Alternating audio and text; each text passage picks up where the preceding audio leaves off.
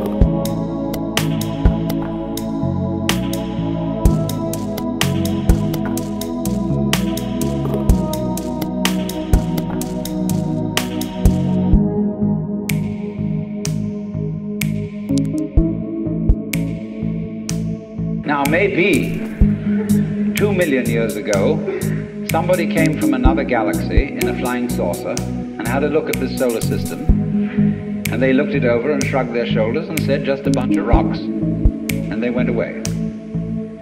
Later on, maybe 2 million years later, they came around and they looked at it again, and they said, excuse me, we thought it was a bunch of rocks, but it's peopling.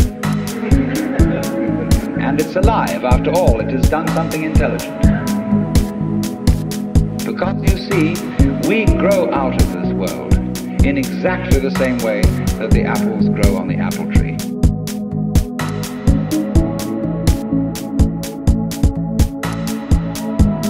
If evolution means anything, it means that. But you see, we curiously twist it. We say, well, first of all, in the beginning, there was nothing but gas and rock. And then intelligence happened to arise in it, you know, like a sort of fungus or slime on the top of the whole thing. But we're thinking in a way, you see, that disconnects the intelligence from the rocks. Where there are rocks, watch out. Watch out, because the rocks are going eventually to come alive.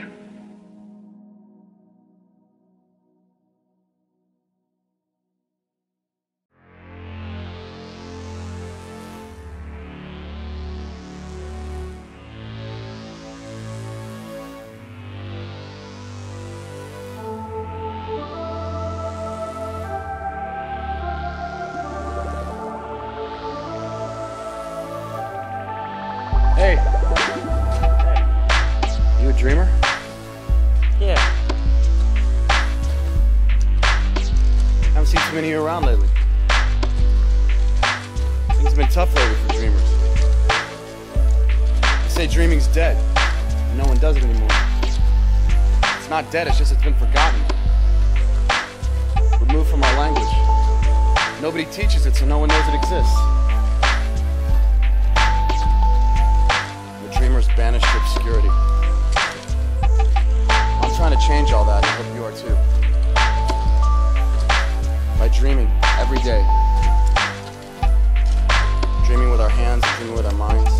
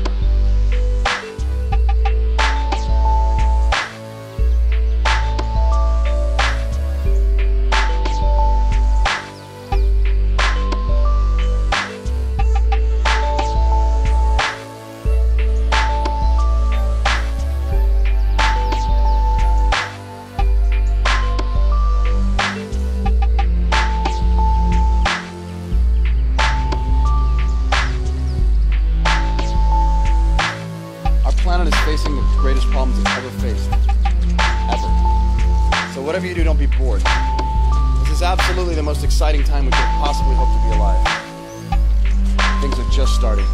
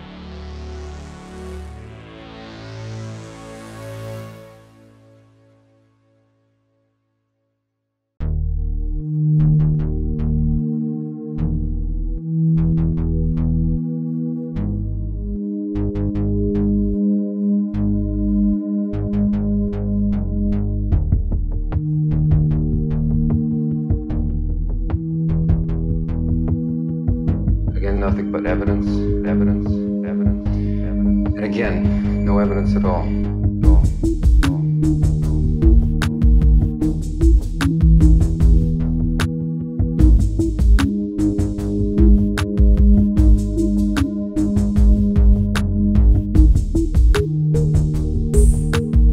Suspecting everyone, everything, wears you down. Doubt what you know is the truth.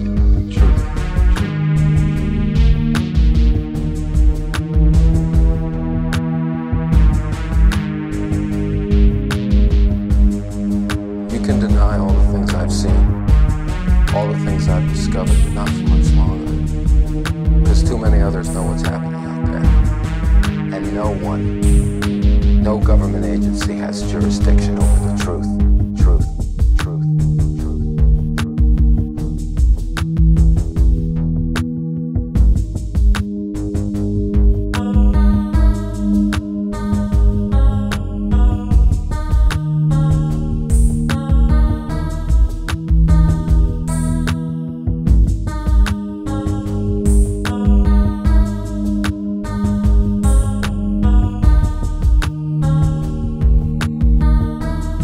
Plenty of kooks out there, data travelers, electro wizards, techno-anarchists. Anything's possible. It's a puzzle, Miss Scully. And scruffy minds like me like puzzles. We enjoy walking down unpredictable avenues of thought, turning new corners.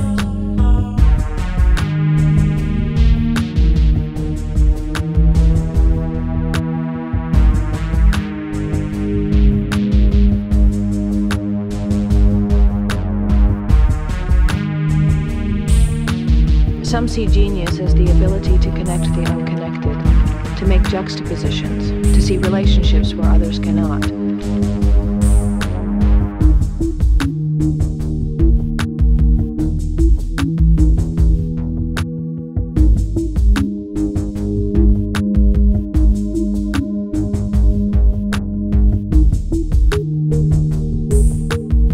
Suspecting everyone, everything, wears you down. You even begin to doubt what you know is the truth. Some see genius as the ability to connect the unconnected, to make juxtapositions, to see relationships where others cannot.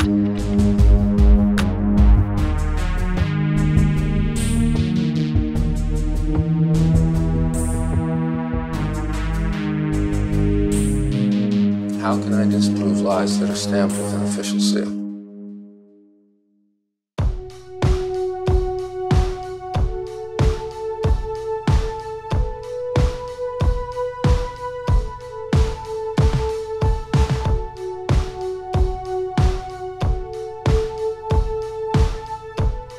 I just can't get enough. I'm doing exactly what I want to do. So happy. There are plenty of people out there who feel like they have to tell me what I should be doing with my life, where I should be going, and exactly how I should be going about my life. Plenty of people are going to tell tell me how I'm supposed to do it based on some, I don't know what reason. For whatever reason they think I should be doing something a specific way. I'm not gonna do it. I'm just not gonna do it. It doesn't make sense to me anymore. It doesn't make sense. This is too good. I'm too happy. This is working for me great.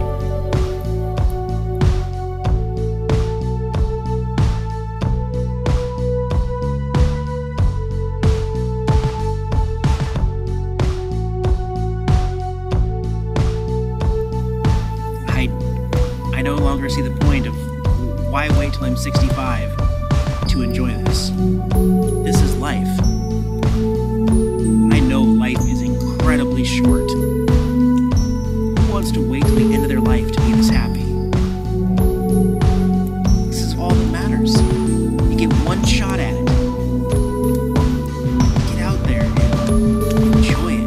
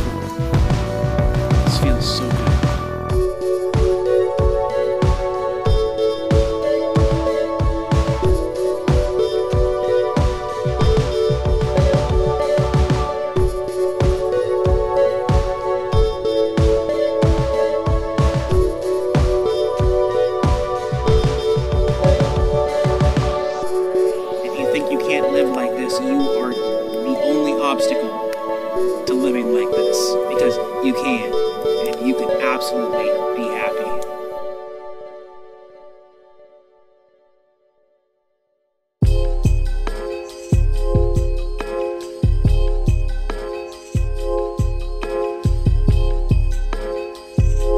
Four tabs of acid, 400 micrograms.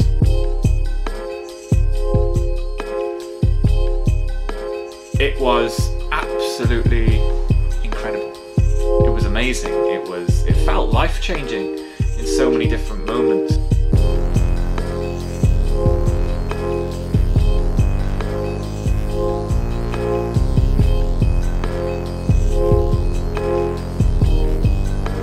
People have described psychedelics as a technology. I absolutely agree. It feels like there's an infinite pool of wisdom there and information.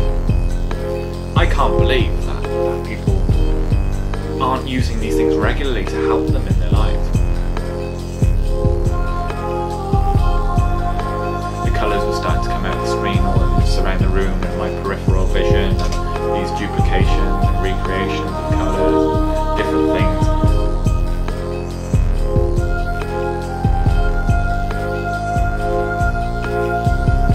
It was just amazing, it was insane. The music felt so good, watching things on TV.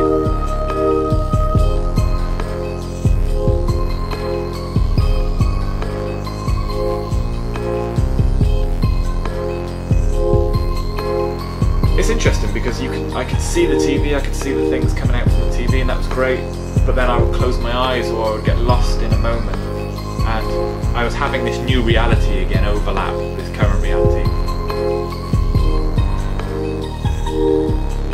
So then I went outside and I looked at the stars, and I just looked up, and then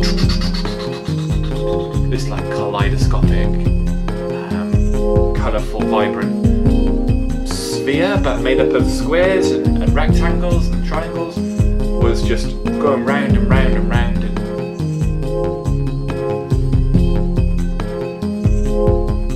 And stars, man, the stars, so beautiful.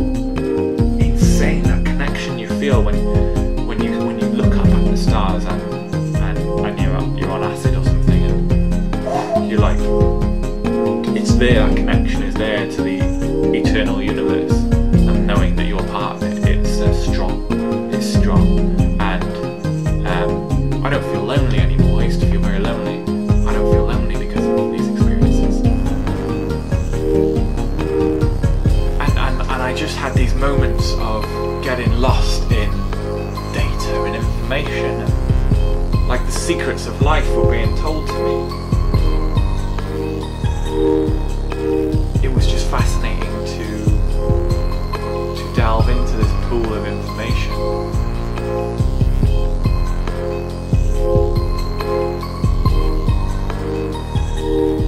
During my trip, I had a thought that, like, if you're fucked basically in life, if you're depressed or you're suicidal or you're anxious or something, like, I believe that it should be medically recommended. That's all I can say. Really, in the grand scheme of things, whether something's illegal or not is irrelevant, really, in terms of whether it can help you or not.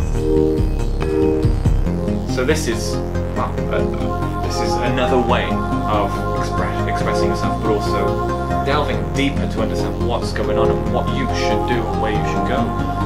And it gave me everything, this experience. It was beautiful, it was wonderful, it was eye-opening, it was reassuring, it was loving, it was comforting. It gave me insight, it helped me in a creative way. It did all this, and the difficult thing is implementing it, but it's not impossible. It's not something that you should ignore. Everything's difficult. And the trip can be difficult. Life is difficult. So I think you learn things. It's like reading a book, you know, you learn something from that book, that video, that trip. And you can just carry on doing your thing, or you can implement the things you've learned now to help you in your life.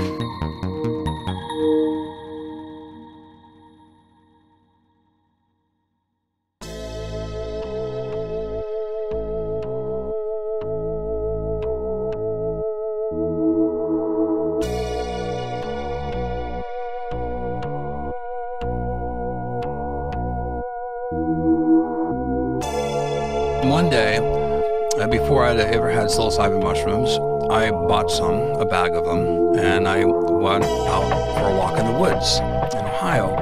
And there was a beautiful oak tree that I used to climb the very top of the tallest hill. You know, in Ohio, we don't have mountains, we have hills. And it was in the summertime, and so I thought setting is important. I knew that, so I went for a walk.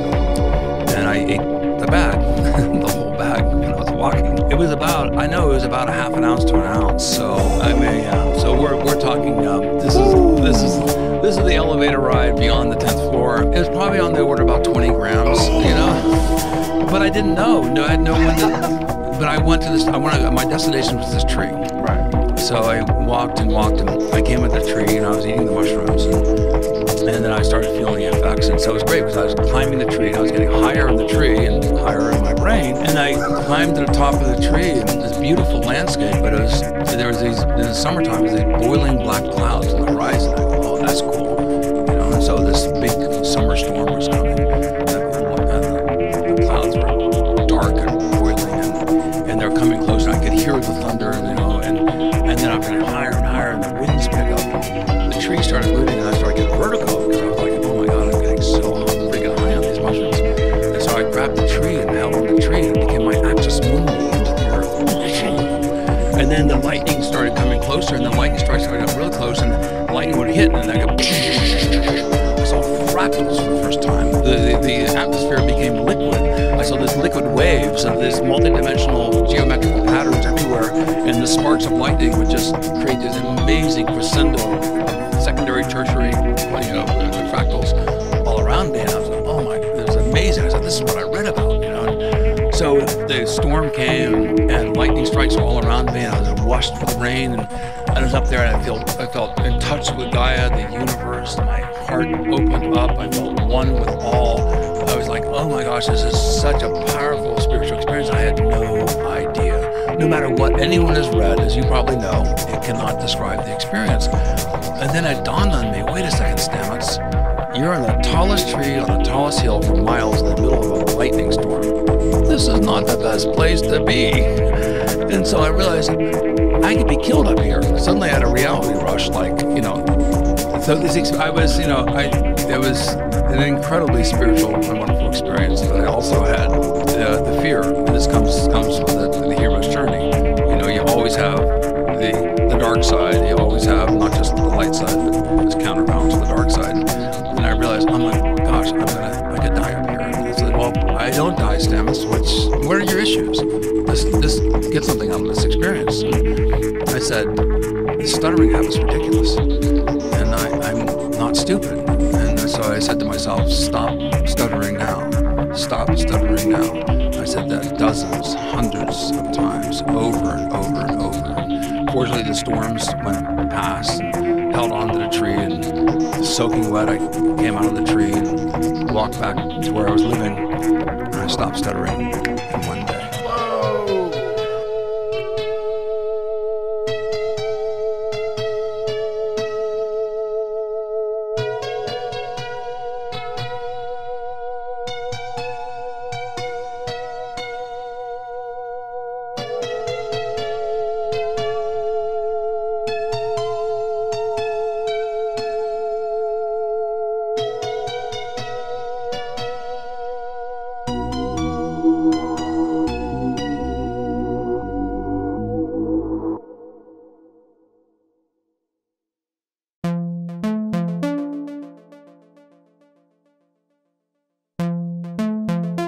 Something's out there in space that regulations don't cover.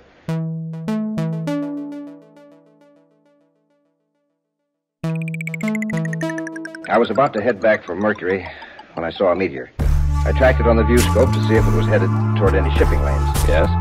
It was still pretty big on the screen when it suddenly vanished. Exploded? No, sir, just vanished. I started after it and checked for fragments. There weren't any. It was just as though the meteor disappeared into a hole in space. That's when I fired the cosmic missiles. What happened? The missiles vanished. Without an explosion? Without an explosion.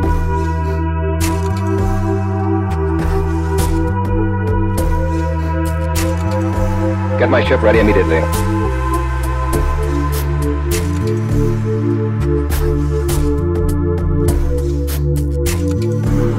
All view scopes negative, Commander. What's our approximate position, Grayson? In a few minutes we'll cross the Venus orbit, sir. It's there, all right. It just doesn't show up on any instrument. No, wait. There's something moving across the sun.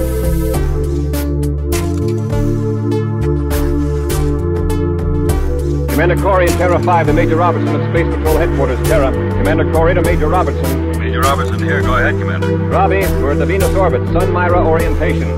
We've found what we're looking for. There's something out there, now within the orbit of Venus. It's not a solid object, but it cuts off light from the sun. Professor, this Cycloplex has already destroyed a meteor, 2 cosmic missiles, and a robot spaceship that's moving toward the inner planets. If it holds its present direction and velocity, Mars will move right into it in a few days. What's the nature of this thing? What happens to objects that move into it? Well, they are transported into other dimensions. Or perhaps into a matrix of several dimensions. Well, they cease to exist in space as we know it, that's certain. This thing is from some other dimension, Commander. It's an intruder into our space-time system. You mean it isn't even from another galaxy? From another part of our space?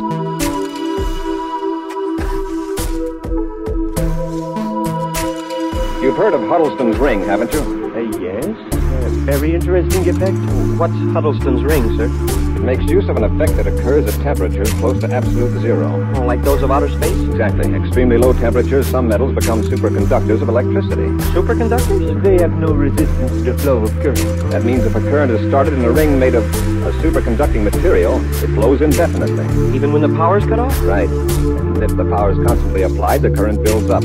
It increases more and more. Oh, I see. A scientist named Huddleston has been conducting experiments with a giant ring in outer space near Jupiter. Yes. He has a laboratory spaceship in the center of the ring. Suppose that Huddleston turns the power on full, charging that ring and the magnets around it, and keeps the power on. Would it destroy the cycloplex? Perhaps it would be dangerous. A magnetic force of incredible intensity would be built up.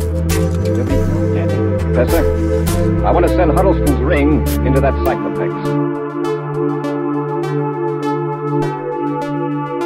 Huddleston will pull out of the orbit around Jupiter under manual control. Check. When he's on the vector, which I give you in a minute, a Space Patrol cruiser will pick him up in space. Huddleston will handle the ring and its lab ship by remote control until we pick it up on our view scope. Got it, Commander. Then I'll take control of the ring from that point on.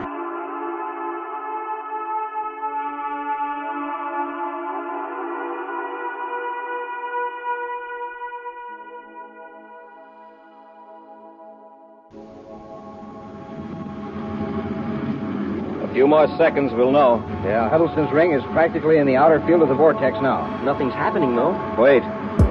The blur on the lab ship seems to be dimming. It's as though the cycloplex were choking down the magnetism. Look, you can see the outline of the ring now, and the lab ship. I'm afraid it's not going to work, Commander. The power of the cycloplex is too strong. Wow, look at that! The lab ship just flew apart. The ring is still intact. The blur is building up again. Magnetic force pulled the ship apart. The ring's in the black circle now. Something's happening. It's a battle of magnetic force. The black circle is growing smaller. It sure is. It's shrinking rapidly. That ring can hold up long enough. The cycloplex is just a black dot. It's gone. The cycloplex is gone, Commander. It worked.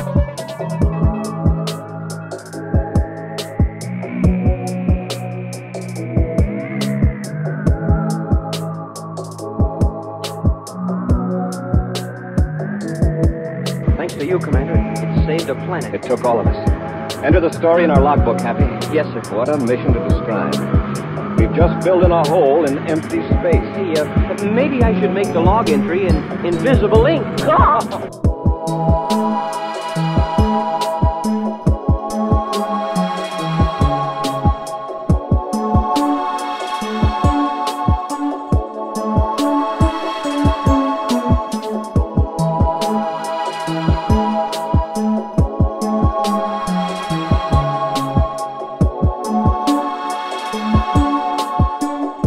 don't forget to tune in next Saturday and every Saturday.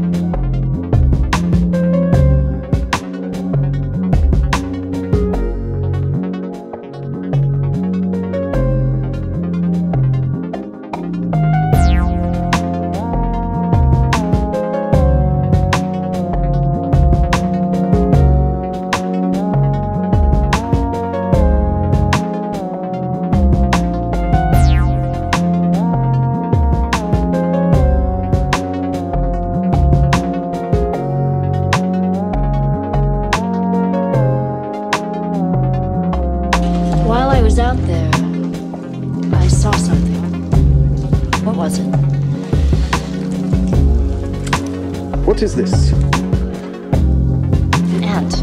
Ant? So much gets shipped up from Earth on commercial transports, it's hard to keep them out. Yeah, I have just picked it up on the tip of my glove. If I put it down again, and it asks another ant, what was that? How would it explain? There are things in the universe billions of years older than either of our races. They are vast, timeless. And if they are aware of us at all, it is as little more than ants. And we have as much chance of communicating with them as an ant has with us. We know. We've tried. And we've learned that we can either stay out from underfoot or be stepped on. That's it? That's all you know? Yes. They are a mystery. And I am both terrified and reassured to know that there are still wonders in the universe, that we have not yet explained everything.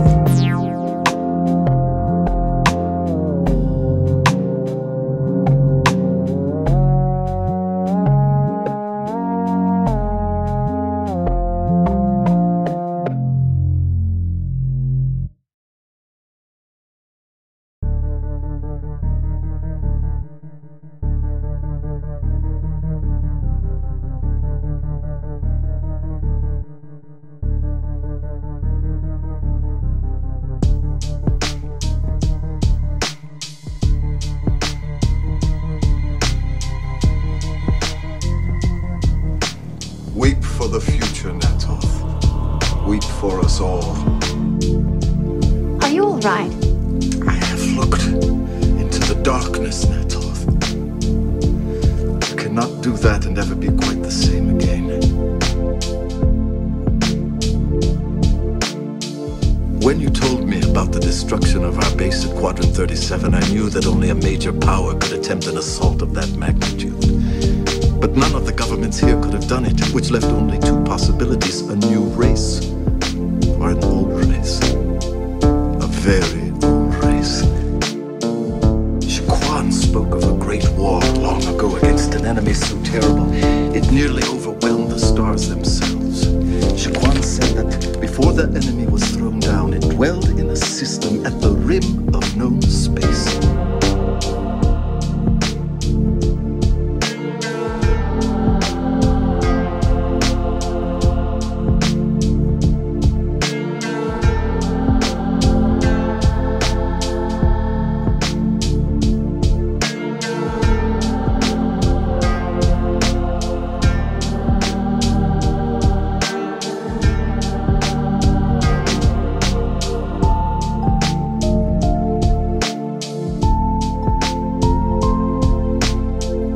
I searched for days, going from one system to another. Then, on dark, deserted worlds where there should be no life, where no living thing has walked in over 1,000 years, something is moving, gathering its forces, quietly, hoping to go unnoticed.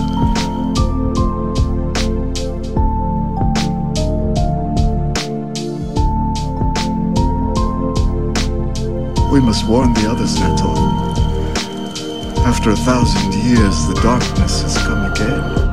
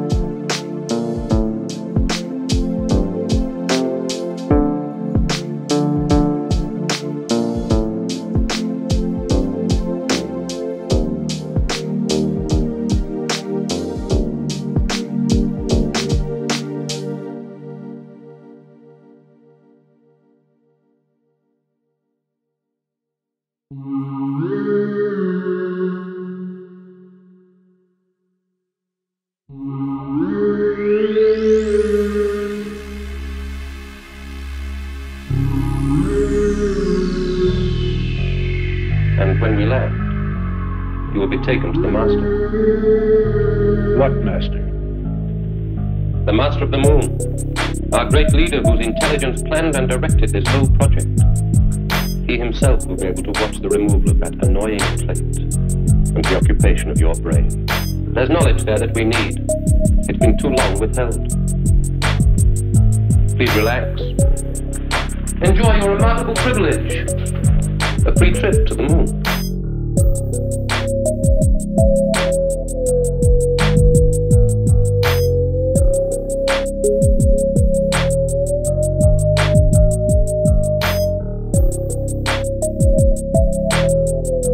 These are three scientists from Earth who found their way onto our rocket. The girl was formerly one of us.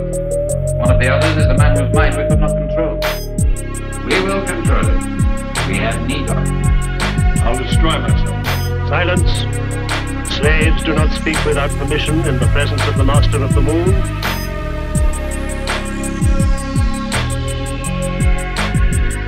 Believe me, I am not your slave.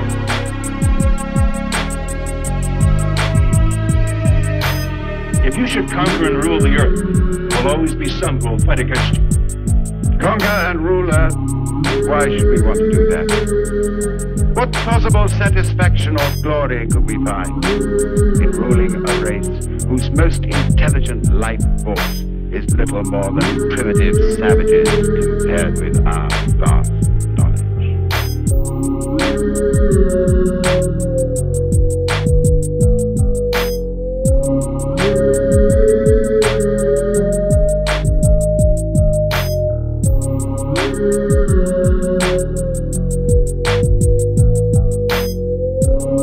We come from a world called Zard, a planet in a system of a faint star you call Nebula. We Zard are the ultimate evolutionary form of the highest life order in the cosmos. Once, 1,000,000 generations ago, we too had physical bodies. But as ages passed, we became bodiless intelligence, pure mental energy. Too late, we realized our doom. Mental energy alone would not survive. In a few generations, we, the highest life form in the cosmos, would cease to exist. The lower creatures on our planet built a spaceship, and we went forth for the salvation of Earth. The ship crashed on this moon of your Earth. Some of us came to Earth in meteorites. We commandeered the brains of your most intelligent scientists, who constructed the ship which brought you here. What was the purpose of the plane? We needed workers, many of them. We could make people appear done, bring them here, and revive them to work for us. Your own government sent the bodies of plague victims to the site for your scientists to dispose of.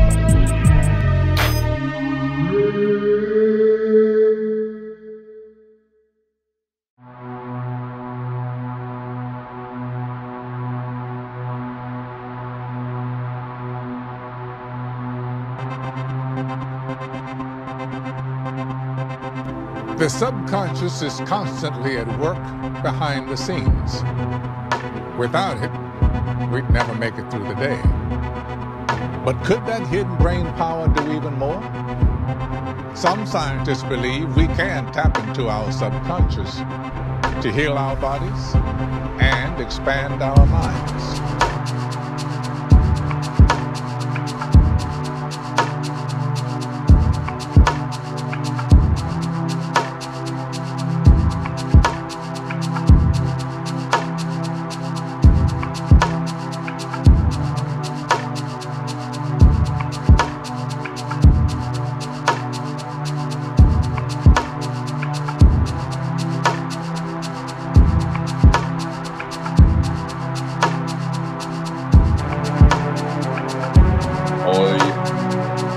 That everything that people talk about with regard to magic is all absolutely true, as long as you understand that it is happening inside people's minds. And it struck me that that must be what magic is. It must be like treating the space that we perceive inside our mind as a kind of territory. And I thought that working on that hypothesis, you could explore that territory. And this will rip open your consciousness.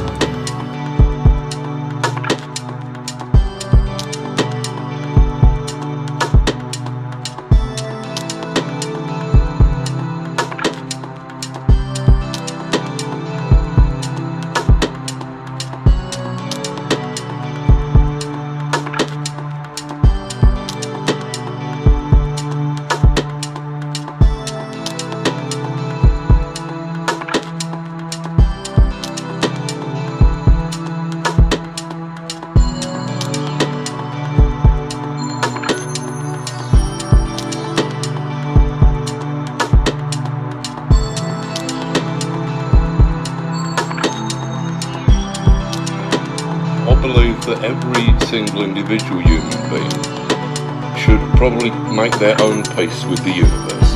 I mean, we're all of us different emotionally, we're all different physically, intellectually. It would be really odd if we were all the same spiritually.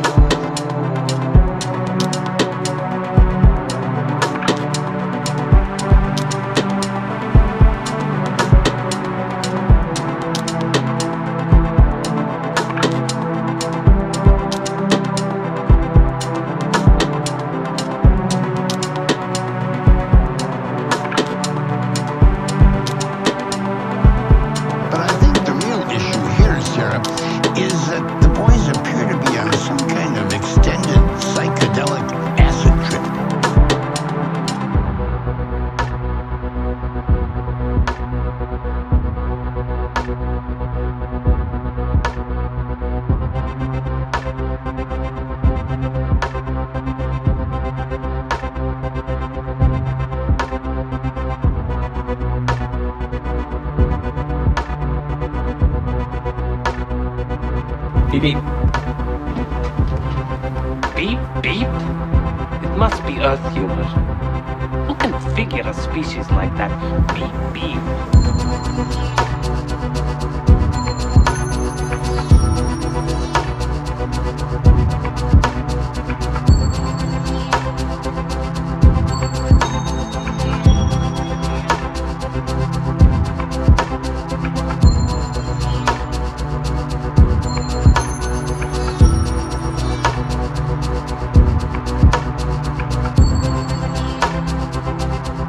Say life is a trick, and we are but the magicians.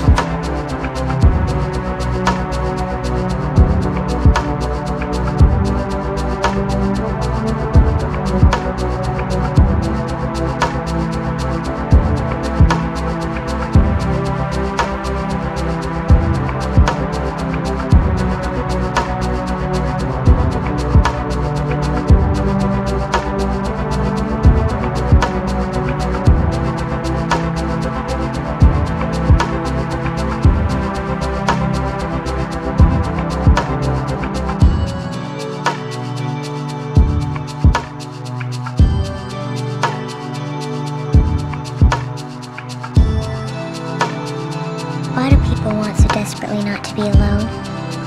Why is it more comforting to think that you are being watched than to know that no one at all is watching? And why, really, does that make us any less alone?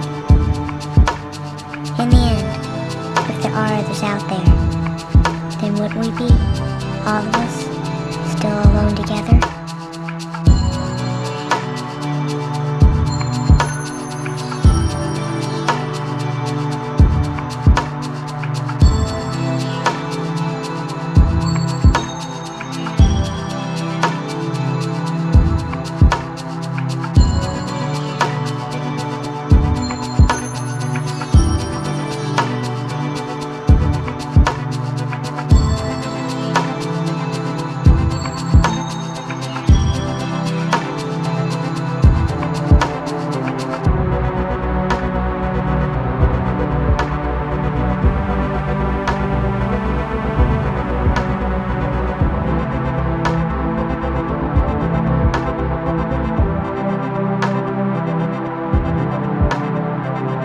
thank all of you here in Lost in Sound and all the American people and the world in general, our mothers, our fathers, our brothers, our sisters, our gurus, the saints, the sages, Om Namah Shivaya. Let's all rock together into the future. Woo! Beautiful.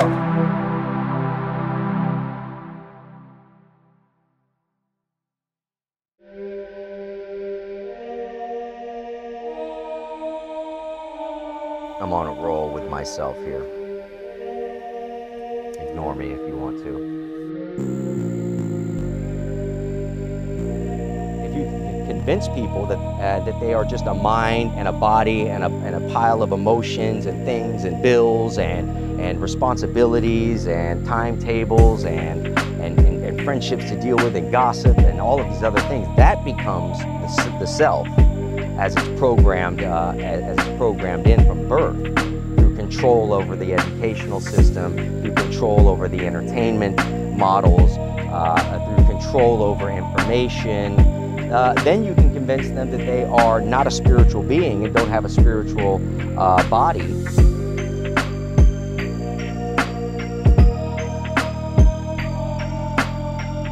As people filter up out of a lower state of consciousness, you still have other traps that are set for them that will keep them from coming to, generally speaking, to a full realization of true self, which will break the spell that we've all been under for thousands of years.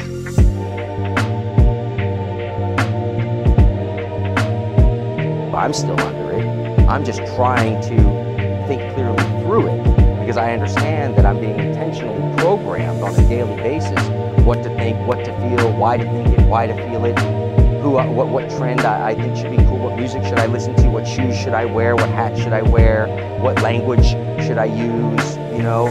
That's how you can see in high school and all that. 1 year, little Johnny is a textbook nerd. You see him after summer, he comes back and he's a punk rocker with his head shaved, wearing monkey boots, and you're like, what the heck happened to little Johnny? Well, little Johnny's cousin came to town from New York, and he happened to be into the punk rock scene, introduced little Johnny to punk rock and showed him how cool it was. Well, now little Johnny's a punk rocker, and now he's a rebel. He's no longer a nerd, you know, that kind of thing. And it's all a trick, you know. So he's now taken on the programming of a punk rocker and projected that programming into his own idea of self, the self-identifier, which would be ego. So ego becomes the central focus. That's the personality, this unreal, non-existent idea of self is projected out into the metaphysical universe and held in place on a daily basis by focusing and concentrating on who we think we are, and constantly filling our minds with information that we see as pertinent to backing up that program. So we're not going to go to information that we find that deprograms us because it's terrifying. It's like, oh wait, oh my God, what is this? Wait, this doesn't make sense to me. This can't be real, and we go away from it because the deprogramming can happen very quickly, and it can be very dramatic, and people can go crazy when they realize that they've been living a lie their entire lives, and that the majority of everything that they've been told is complete and absolute bullshit.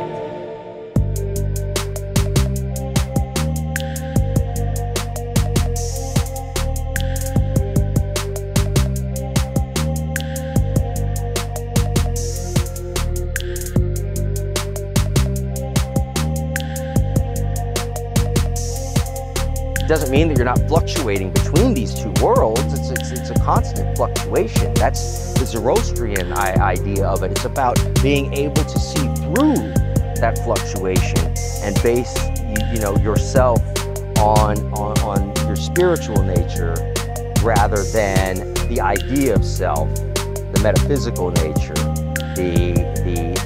that becomes manifest in behaviors and attitudes and ways that you communicate and deal with other people. So that's the programming.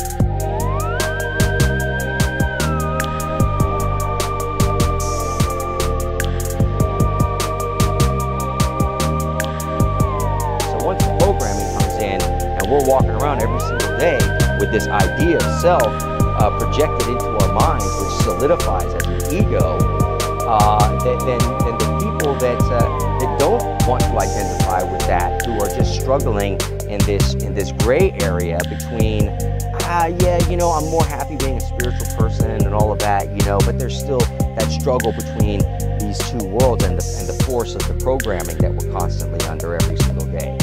So, but then there are those who have embraced the program and become the ego, and they rely on the program for their survival. Without the program, then they become obsolete. In fact, the programming becomes so severe that the identification with ego, with the ego self, well, with the personality, becomes so solidified that any attempt to tear somebody away from it is actually met with physical violence. But those generally would be the people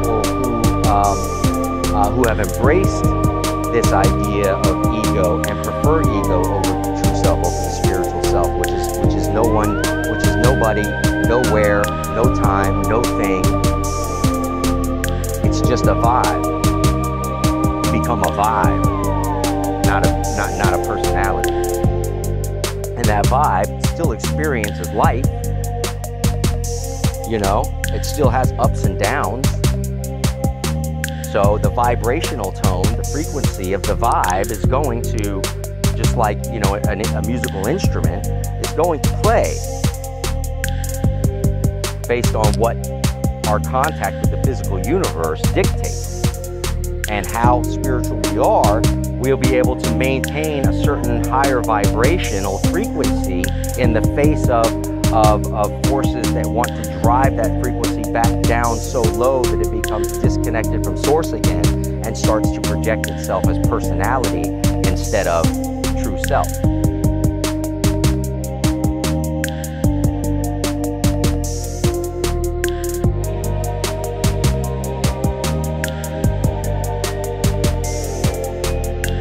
The real solution is the simplest. Get out of mind, disconnect from mind, reconnect with true self and source,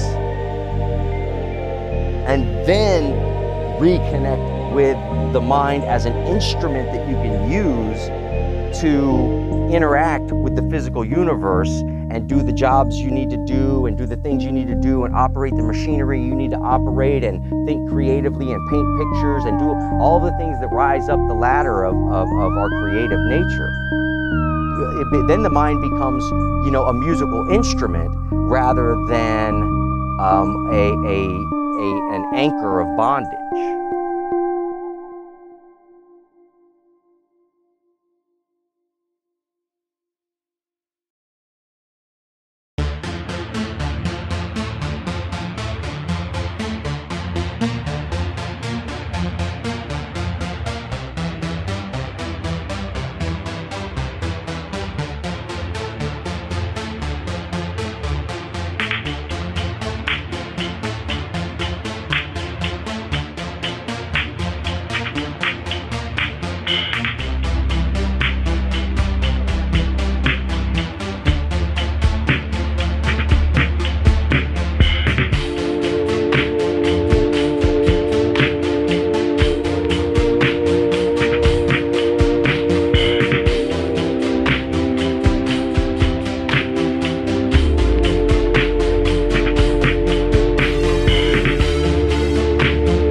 It all that most people don't recognize is it all starts with magic. Let's start with the definition. Okay. What is magic? And we definitely see that it is the mainstay of the elite, and it's part of the program that is completely ignored, not realizing that many of the elite are members of secret societies that practice ancient magic rituals that have been passed down for thousands of years. Humanity is starting to wake up to this concept that they have superpowers that we have been led to believe that are only in fairy tales, but they're actually really real. And they're being used against you every day. And so if you don't know the modus operandi of the sorcerers and the concepts of magic, then you'll be totally lost about what's happening in the world today. So a good definition, well, this one comes from Aleister Crowley, and not a personal favorite of mine, but he defined magic as the science and art of causing change to occur in conformity with the will. So the will force is one of the most important concepts of magic. You can't work magic without it. It's what drives you, you know? And so by this definition, anything could be a magical act. Walking across the room, you use your imagination and your will to make a change in three-dimensional reality. Making an omelet could be considered a magical act. You know, you have your will and your imagination, a little bit of alchemy, and you have breakfast. But so we do this every day. And now we have a new definition. It's kind of updated, and it says magic is the science and art of causing change in consciousness to occur in conformity with the will, using means not currently understood by traditional Western science. So that means anything that you can imagine, anything you can symbolize, can be made to produce a change in consciousness and therefore change in your environment, because if you change yourself, you're changing the world. If you change yourself, you're changing the world. If you change yourself, you're changing the world. If you change yourself, you're changing the world. That's very nice. Can you expand a little bit, like the difference between a sorcerer and a magician? Well, not to just throw in the basic definition, but the idea between the magic and the magician and the sorcerer, one is that we are all magicians. And this is something that has been stomped upon by, well, religious fanaticism. Most of those that would study religion openly would see that magi or magicians visited Jesus on his birth. So the concept of using magic is actually a biblical tale. You look back to Moses fighting with the pharaonic magicians in Exodus as they do battles creating frogs and worms and floods and plagues. And these were the forms of magic used in the biblical lore. But on another level, we are all magicians in that we create our reality, we create the third dimension without realizing it, causing miracles and synchronicities to occur in your path. This is just the first step of magic, is your imagination. And so this is what is up for grabs in the war for your mind, is your imagination and will. Magicians love humanity, and their efforts are for the benefit of everyone. And they have no ambition to impose their beliefs upon others, but they just aspire to, respectively learn from and teach those who have ears to hear. But then you have a sorcerer, who I defined as someone who, seeks to enforce changes in consciousness on a grand scale.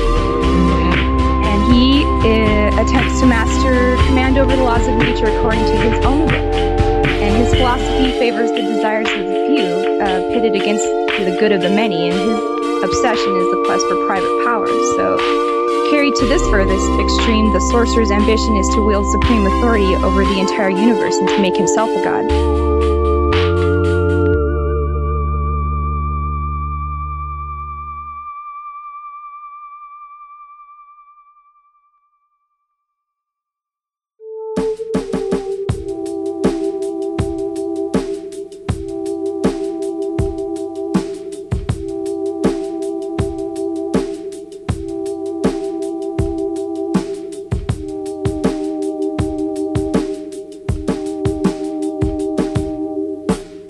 Here's the crux of the problem, is that we've been separated from our very natural system. If you look at money destroys all synchronistic, miraculous events, because now you believe you deserve it. You have earned enough of these magical notes in order to deserve something. And so now there's no more miracles in your life, no more giving and receiving, and no more blessings from the great force of the universe, right? God or whatever. You are now solely in charge of your reality by collecting these magical notes. In the same way, we have been separated from the natural beauty. And as we have been separated from the beauty, we then start to generate what are called control dramas, which are methods of psychically sucking the energy out of other people. And this is the cause of all conflict in our planet. So now we have an understanding that we we have trained ourselves as children to build up these control dramas that then we use later in life to suck the energy off of others. So you got people who will never shut up, or an intimidator, an interrogator who's sucking all your energy and doesn't let you get in a word, or those people that go to make sure that you can't get a word in edgewise, while they think of something else to say.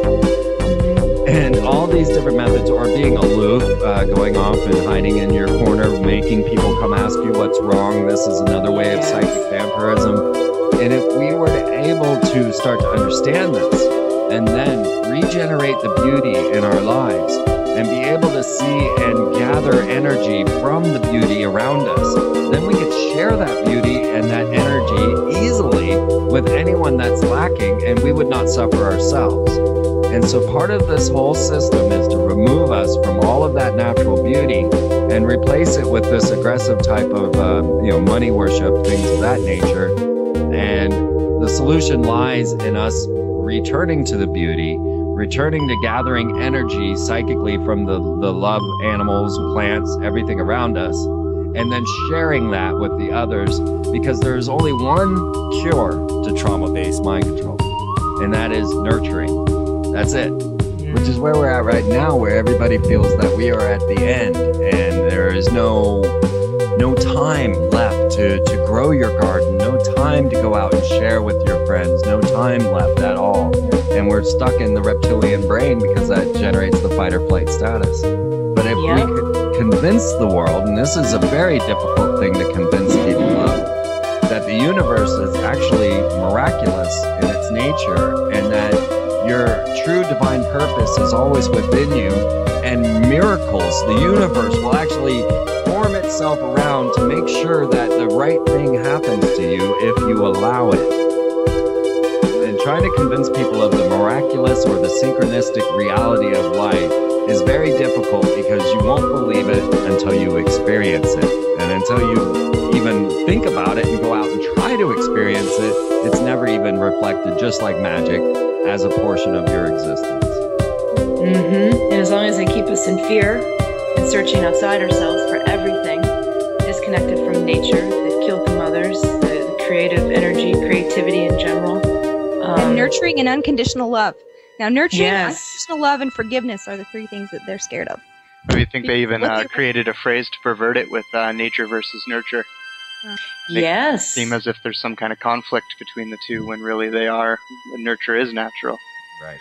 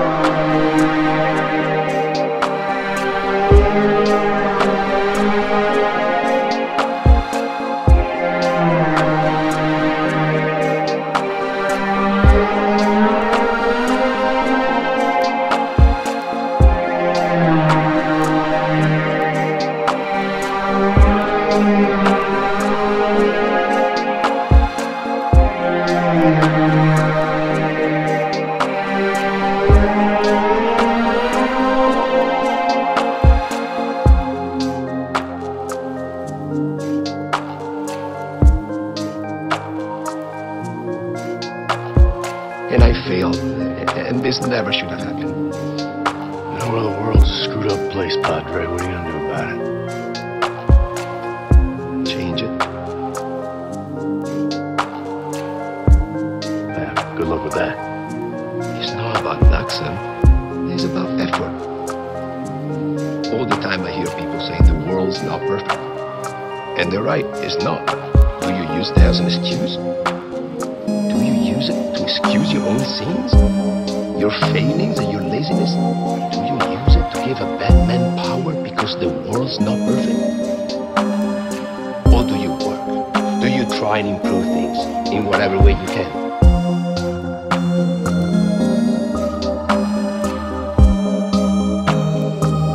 Guys, the world will never be perfect, but if good men do good things, it can be better. Every day can get better.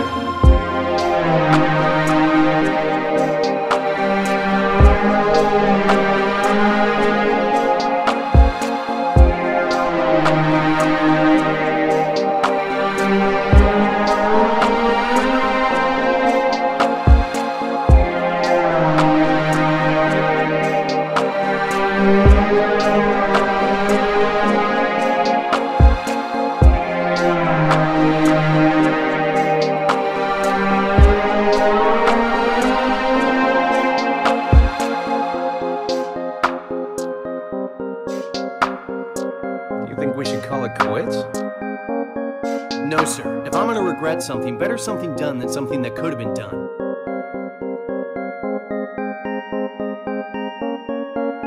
Then it's settled.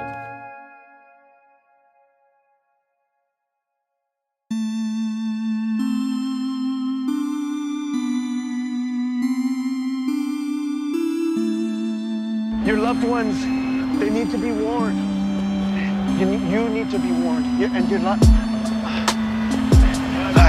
I'm not talking about the end, but I'm talking about the beginning of the end. You know what I'm talking about. Today's the day everything changes. Everything.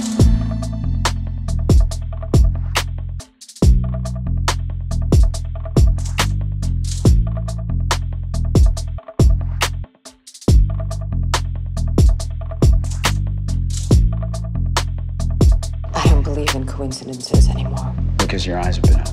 Because there are agendas everywhere. What's yours?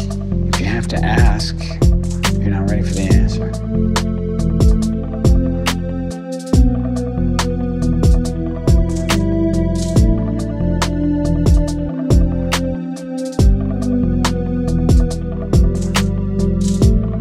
You're telling me that the future is predetermined, but I have always believed that the future is what you make it. Perhaps both are true. Perhaps the future is predetermined by the character of those who shape it.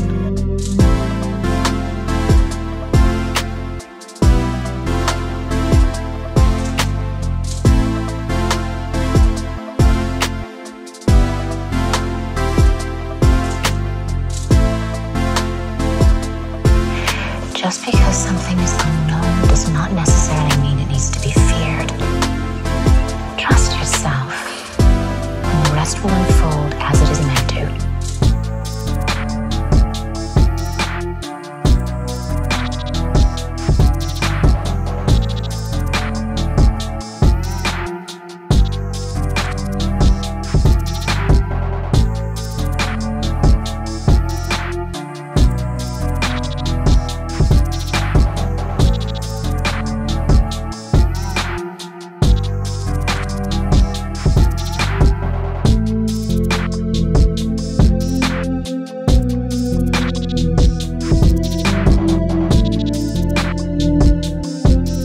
Let's lay down. Just try and sleep. Think about it. Infinite peace, yes? No regrets. No pain. Kiddo, save yourself.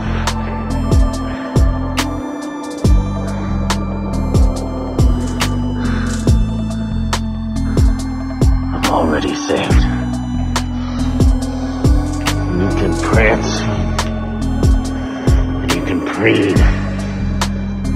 You can scream and yell, remind me of my feelings, but somehow I'm awake.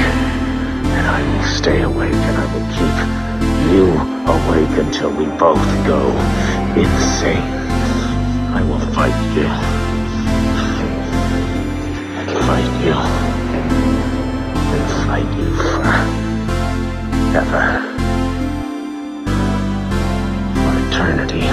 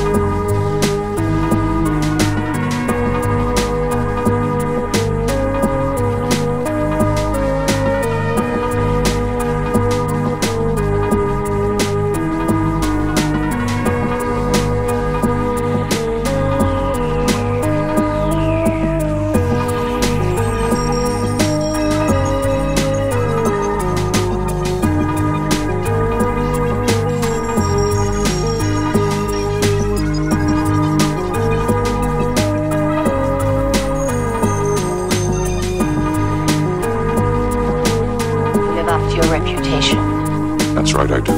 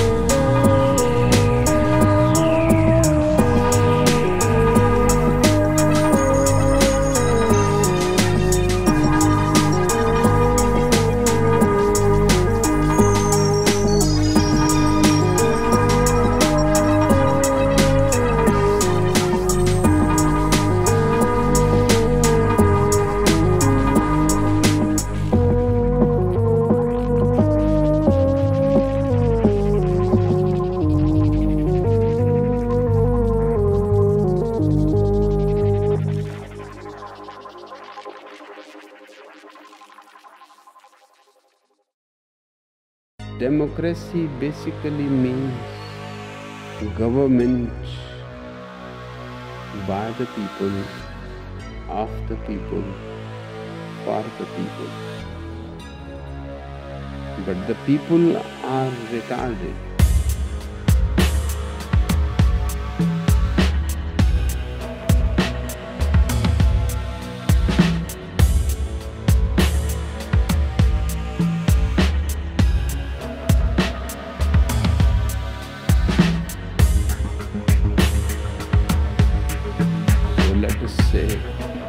government by the retarded, for the retarded, of the retarded.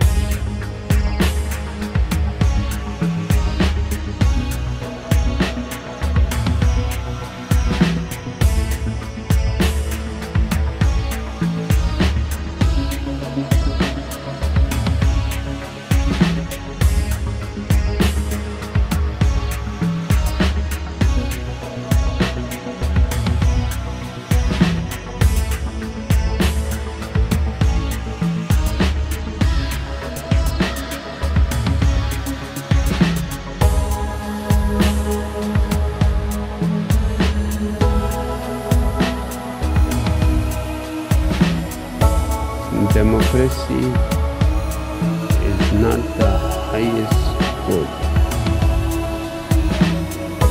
It is better than dictatorial regimes. It is better than monarchies. But it is not the end of the journey.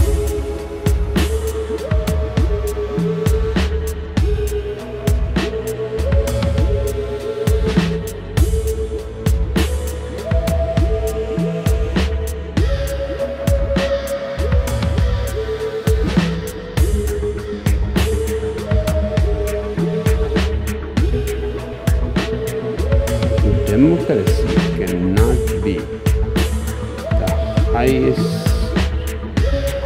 possibility man can attain.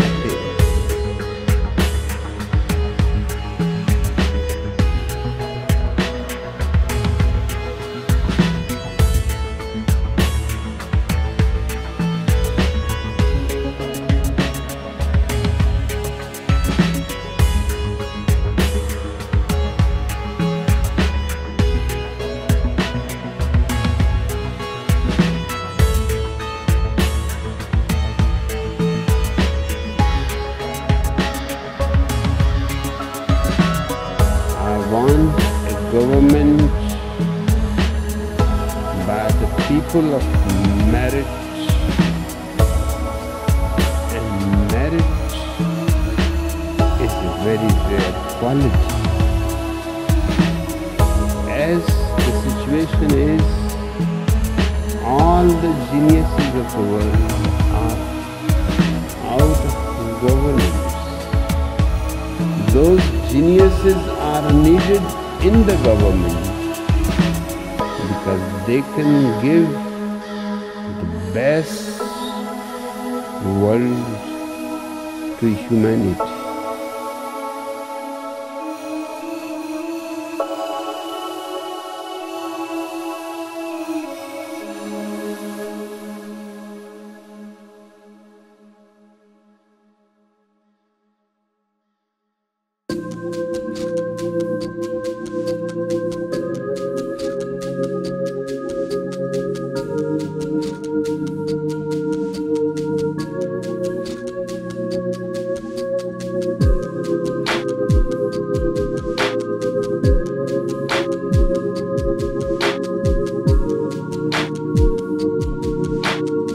For me, it's been enough energy to keep me going this long, and I don't see any end, at least for me, in terms of my work, of information, and in terms of, do I need to go looking for material? No, I don't need to go looking for material. I have like an infinite amount of material has been deposited, and all I have to do is like tune into it, which is really easy to do because it's always there.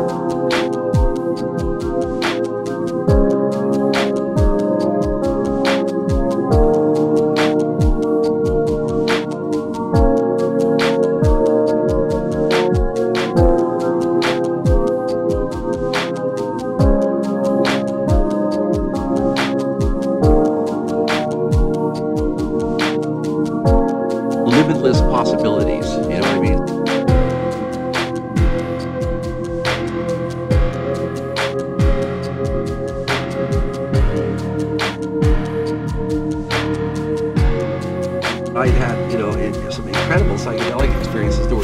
cosmic, that were so huge in scope. You know what I mean? All of a sudden, I had to revise everything that I thought I knew about anything. You know, I had to, you know, I said this stuff is coming from somewhere. If it's not out there, it's coming from me. It's coming from my mind, my brain. That means my brain has an infinite amount of capacity in there that I had no sense of. I didn't know anything about it. But there it was, and I've seen it, you know. I not only saw it, but I walked around in it. I had a million incarnations in it. I lived and died in it, you know what I mean? I had experiences beyond anything I've ever experienced, more real than anything I've ever experienced in this world.